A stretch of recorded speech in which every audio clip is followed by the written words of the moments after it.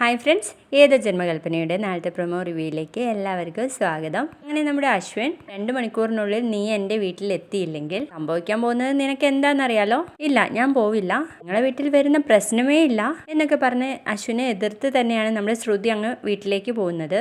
വീട്ടിലെത്തുമ്പോൾ അമ്മയും ഒക്കെ കണക്കിന് കൊടുക്കുന്നുണ്ട്. ഇതൊന്ന് മാറ്റിക്കോട്ടെ, അല്ലെങ്കിൽ ജലദോഷം പിടിക്കുമെന്ന് പറഞ്ഞിട്ട് ശ്രുതി മാറ്റി വരുമ്പോഴേക്കും അവിടെ ഒരു പയ്യൻ വന്ന് ബെല്ലടിക്കുകയാണ്. ശ്രുതി തന്നെയാട്ടോ തുറന്നു കൊടുക്കുന്നത്.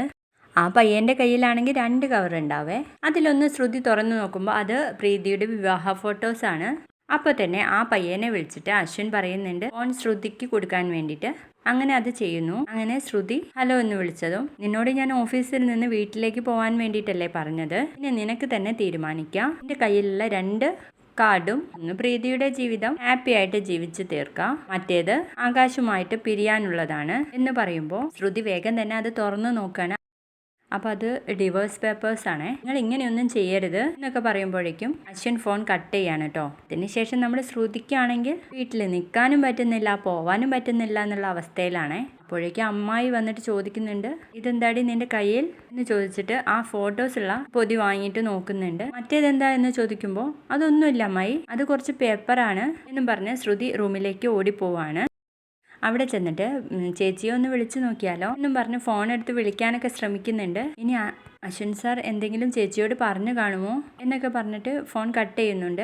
ആകാശ് സാറിനെ ഇപ്പോൾ തന്നെ എനിക്ക് കാണണം എന്ന് പറഞ്ഞിട്ട് ആകാശിനെ വിളിച്ച് പറയുന്നുണ്ട് കേട്ടോ. അപ്പോൾ ആകാശാണെങ്കിൽ വളരെ ബിസിയിലാണ്. ഓഫീസിലേക്ക് വരാൻ വേണ്ടിയിട്ട് പറയാണ് ശ്രുതിയോട്. അയ്യോ, ഓഫീസിലേക്ക് എനിക്ക് വരാൻ പറ്റില്ല, നമുക്ക് മറ്റെവിടെയെങ്കിലും വെച്ചിട്ട് കാണാം എന്ന് പറയണേ. അങ്ങനെ ഒരു കഫേയിൽ വെച്ചിട്ട് കാണാം എന്ന് പറയാണ് ആകാശ്. അപ്പോഴേക്കും നമ്മുടെ ശ്രുതി വരുന്നതിന് മുൻപേ തന്നെ ആകാശിൻ്റെ അടുത്തേക്ക് ഒരു വക്കീലുമായിട്ട് അശ്വിൻ എത്താണ്.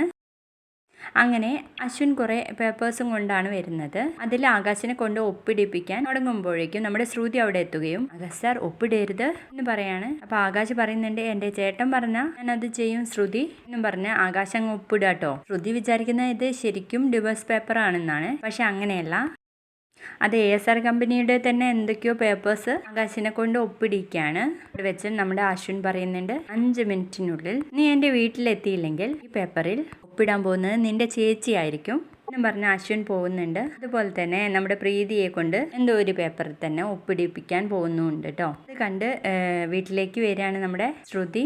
അയ്യോ ചേച്ചി, അതിൽ ഒപ്പിടല്ലേ ചേച്ചി എന്നൊക്കെ പറഞ്ഞ് കരയുന്ന ഒരു എപ്പിസോഡായിരിക്കും നാളെ കാണാൻ പോകുന്നത്. വീഡിയോ ഇഷ്ടപ്പെട്ടാൽ ഒന്ന് ലൈക്ക് ചെയ്തേക്കുക, സബ്സ്ക്രൈബ് ചെയ്തേക്കുക. Thank you.